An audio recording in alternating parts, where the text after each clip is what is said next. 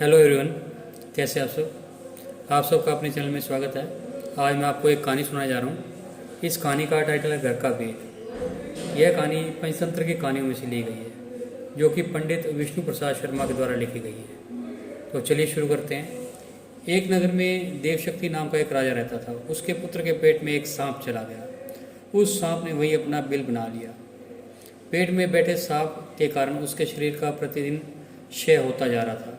बहुत उपचार करने के बाद भी जब स्वास्थ्य में कोई सुधार न हुआ तो अत्यंत निराश होकर राजपुत्र अपने राज्य से बहुत दूर दूसरे प्रदेश में चला गया और वहाँ एक सामान्य भिखारी की तरह मंदिर में रहने लगा। उस प्रदेश के राजा की दो नौजवान लड़कियाँ थीं। वह दोनों दिन प्रतिदिन सुबह अपने पिता को प्रणाम करने आती। उनमें से एक राजा को नमस्कार करती हुई कहती, महाराज की जय हो, आपकी कृपा से ही संसार के सब सुख हैं। दूसरी कहती, महाराज ईश्वर आपके कर्मों का आपको फल दे। दूसरी के वचन को सुनकर महाराज क्रोधित हो जाते थे। एक दिन इसी क्रोधवेश में उसने मंत्री को बुलाया और आज्ञा दी, मंत्री, इस कटु बोलने वाली लड़की को किसी गरीब परदेशी के हाथों में दे दो, जिससे यह अपने कर्मों का फल स्वयं चखे। मंत्रियों ने राजा की आज्ञा से उस लड़की का विवाह मंदिर में सामान्य भिखारी की तरह ठहरे परदेसी राजपुत्र के साथ कर दिया। राजकुमारी ने उसे अपना पति मानकर सेवा की। दोनों ने उस देश को छोड़ दिया। थोड़ी दूर जाकर वे एक तालाब के किनारे ठहरे। वहाँ राजपुत्र को छोड़कर उसकी पत्नी पास के ही गांव से घी, तेल, अन्न आदि का सौदा लेने गई।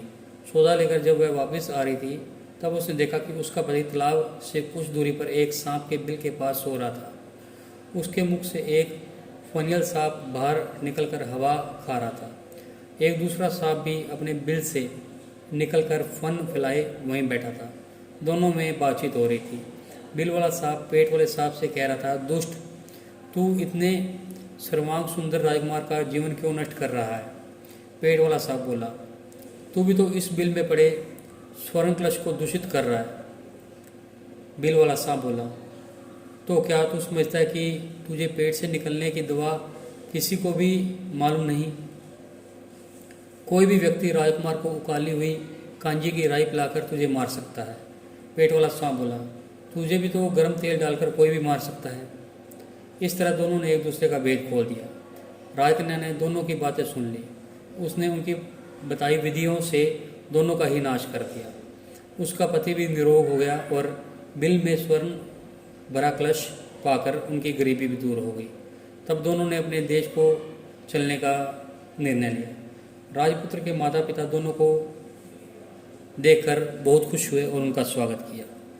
तो आपको ये कहानी कैसी लगी? अगर कहानी पसंद आई तो वीडियो को लाइक कीजिए, शेयर कीजिए और चैनल को सब्सक्राइब कीजिए। और वीडियो को सब्सक्राइब करने के साथ साथ आप बेल वाला बटन भी ज़रूर दबाएं ताकि हम ऐसी कोई और वीडियो डालें तो उसकी नोटिफिकेशन आपको मिल जाए। Thank you.